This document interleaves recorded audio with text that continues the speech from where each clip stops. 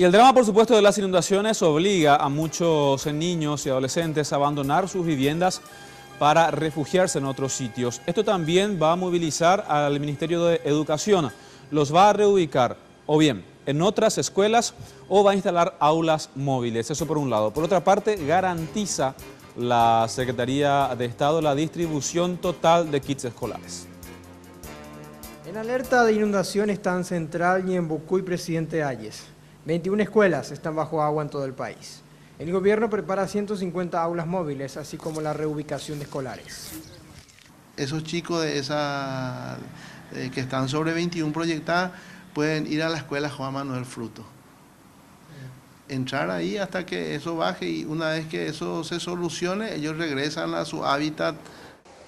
Tanto estos alumnos como los que no sufren inundaciones recibirán su kit escolar. Según el Ministerio de Educación, su distribución ya llegó al 40%.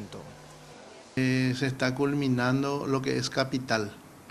El lunes iniciaríamos Central y la región occidental o Chaco, donde ya sin parar, el martes o miércoles parte ya también rumbo a los otros departamentos grandes.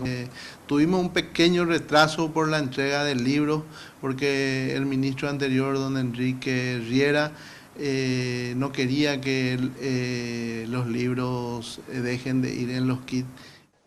Desde este año, los secundarios del bachillerato técnico tendrán sus libros. Los padres que detecten la falta de útiles escolares pueden hacer sus denuncias.